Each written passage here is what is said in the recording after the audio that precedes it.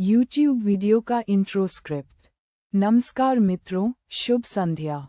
मैं ईश्वर खराड़ी आप सभी का भक्ति भावना YouTube चैनल पर हार्दिक स्वागत करता हूँ। आप सभी कैसे हैं? मैं उम्मीद करता हूँ आप सब कुशल मंगल होंगे, स्वस्थ एवं आनंदमय होंगे। तो मित्रों, आज फिर मैं एक नई वीडियो के साथ आप सबके सामने हाजिर हुआ हूँ। आज की इस वीडियो में हम बात करेंगे हिंदी साहित्य के सूर्य, भक्तिकाल के शिरोमणि गोस्वामी तुलसीदास जी के तुलसी साहित्य के बारे में। तुलसी साहित्य क्या है, इसकी क्या विशेषताएं हैं और इसे किस काव्यगत नाम से जाना जाता है, आज हम विस्तार से समझेंगे। तो मित्रों, वीडियो में आगे बढ़ने से पहले अगर आपने अभी तक हमारा भक्ति भावना YouTube चैनल सब्सक्राइब नहीं किया है तो पहले चैनल को सब्सक्राइब कर लें और साथ ही बेल आइकॉन को दबा दें ताकि मेरी हर नई वीडियो का नोटिफिकेशन आपको सबसे पहले मिल सके। अगर आपको ये वीडियो ज्ञानवर्धक लगे तो वीडियो को लाइक करें और अपने सभी मित्रों के साथ शेयर जरूर करें। आपका कोई सवाल या सुझाव हो तो कमेंट बॉक्स में लिखना न भूलें। तो चलिए प्रभु का नाम लेकर आज की वीडियो शुरू करते हैं। जय श्री राम, जय श्री कृष्ण। तारांकन। योजक चिन्ह, योजक चिन्ह, योजक चिन्ह। तुलसी साहित्य, भक्ति, मर्यादा और लोकमंगल का महाकाव्य। तारांकन 1। तुलसी साहित्य क्या है? तारांकन तुलसी साहित्य से तात्पर्य गोस्वामी तुलसीदास जी द्वारा रचित संपूर्ण वाङ्मय से है। 16वीं शताब्दी में जन्मे तुलसीदास हिंदी साहित्य के भक्ति काल की सगुण राम भक्ति शाखा के सबसे प्रमुख कवि हैं। इन्होंने अपने साहित्य के माध्यम से न केवल राम के चरित्र को घर घर पहुंचाया, बल्कि एक टूटते हुए समाज को मर्यादा, धर्म और प्रेम का रास्ता भी दिखाया। तुलसी का साहित्य केवल भक्ति नहीं है, वह एक संपूर्ण जीवन दर्शन है। उसमें दर्शन है, राजनीति है, समाजशास्त्र है, मनोविज्ञान है और सबसे बढ़कर लोकमंगल की भावना है। इसीलिए आचार्य रामचंद्र शुक्ल ने कहा था, लोकमंगल की साधनावस्था का नाम भक्ति है और सिद्धावस्था का नाम है रामराज्य। तुलसी का सारा साहित्य इसी रामराज्य की स्थापना के लिए है। तारांकन 2। तुलसीदास का जीवन परिचय।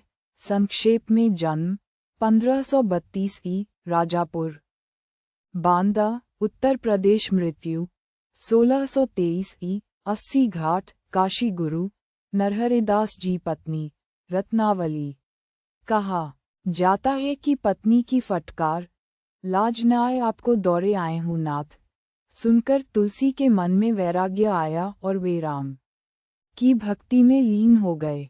इसके बाद उन्होंने अपना संपूर्ण जीवन रामकथा के प्रचार प्रसार में लगा दिया। तारांकन 3। तुलसी साहित्य को किस काव्यगत नाम से जाना जाता है? तारांकन तुलसी साहित्य को मुख्य रूप से तारांकन रामकाव्य या तारांकन रामभक्ति काव्य, तारांकन के नाम से जाना जाता है। चूंकि तुलसी ने अवधी और ब्रज दोनों भाषाओं में रचना की, इसलिए भाषा के आधार पर इसे तारांकन, अवधी का रामकाव्य तारांकन और तारांकन, ब्रज का रामकाव्य तारांकन भी कहते हैं। छंद विधान की दृष्टि से तुलसी साहित्य में दोहा चौपाई पद्धति प्रमुख है, जिसे तुलसी की शैली भी कहा जाता है। रामचरितमानस इसी दोहा चौपाई शैली में लिखा गया महाकाव्य है। तारांकन 4। तुलसीदास की प्रमुख 12 रचनाएं। तुलसीदास जी की 12 प्रामाणिक रचनाएं मानी जाती हैं। अवधी भाषा की 6 रचनाएं। 1.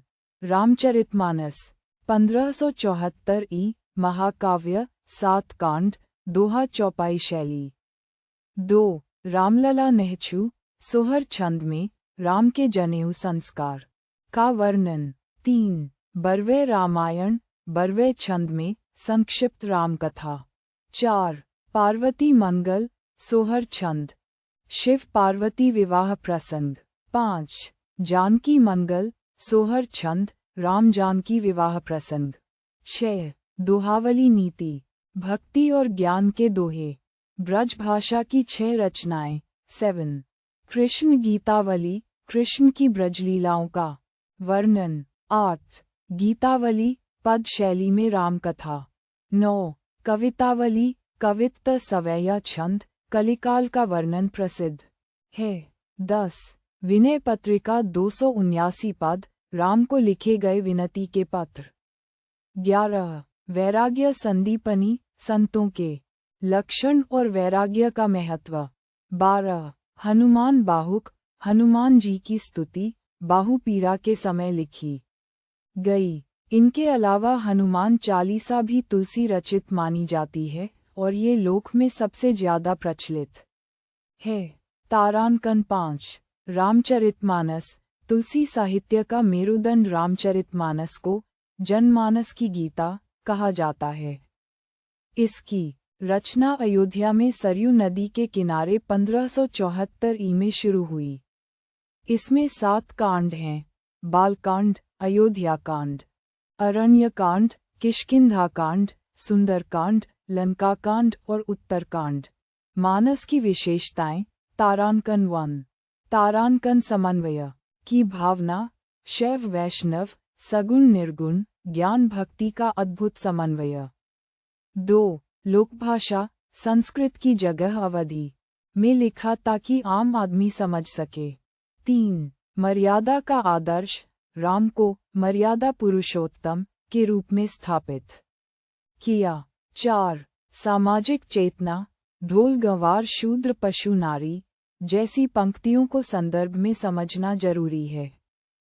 तुलसी ने युग धर्म निभाया पर मूल भाव लोकमंगल का था। तारांकन 6. तुलसी साहित्य की प्रमुख विशेषताएं। तारांकन 1. तारांकन भक्ति और लोकमंगल का समन्वय। तुलसी की भक्ति केवल मंदिर तक सीमित नहीं थी। वह चाहते थे कि समाज में राम राज्य आए, जहां दैहिक दैविक भौतिक तापा, रामराज नहीं काहू ही व्यापा। 2. समन्वयवादी दृष्टि, उस समय शैव और वैष्णव में झगड़े थे। तुलसी ने रामचरितमानस के शुरू में ही शंकर भजन बिना नर भगति न पावई लिखकर समन्वय किया। 3. कलियुग का यथार्थ चित्रण, कवितावली के उत्तरकांड में तुलसी ने कलियुग का बहुत मार्मिक वर्णन किया है। 4. भाषा पर अद्भुत अधिकार, अवधि इतनी मधुर कि तुलसी की वाणी गंगा की धारा है और ब्रज इतना ललित की सूरदास की याद दिला दे। 5. चरित्र चित्रण, राम, सीता, भरत, हनुमान, लक्ष्मण, हर चरित्र आदर्श है पर मानवीय है। तारांकन 7. तुलसी का दर्शन, दास्य भक्ति, तुलसी दास्य भाव के भक्त थे।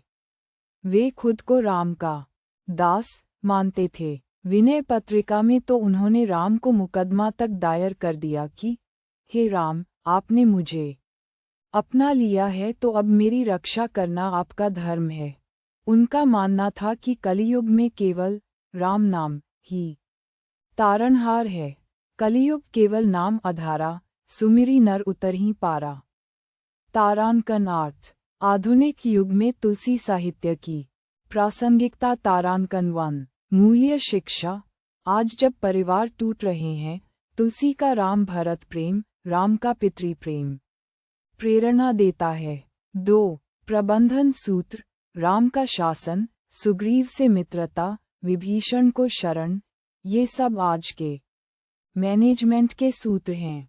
3. सामाजिक समरसता, केवट, शबरी, निषादराज को गले लगाना बताता है कि राम के लिए कोई छोटा बड़ा नहीं। तारांकन 9. उपसंहार, तुलसी साहित्य कोई पोथी नहीं, वह भारत की आत्मा है। वह हमें जीना सिखाता है। मुगल काल के अंधेरे में तुलसी ने राम नाम का दीपक जलाकर पूरे देश को रास्ता दिखाया। आज 500 साल बाद भी रामचरितमानस का अखंड पाठ होता है। हनुमान चालीसा हर संकट में याद आती है। यही तुलसी की अमरता है। आचार्य हजारी प्रसाद द्विवेदी ने ठीक कहा है, तुलसीदास का आविर्भाव एक घटना नहीं, एक युग का निर्माण था। बस अगली वीडियो में मिलते हैं। जय श्री राम।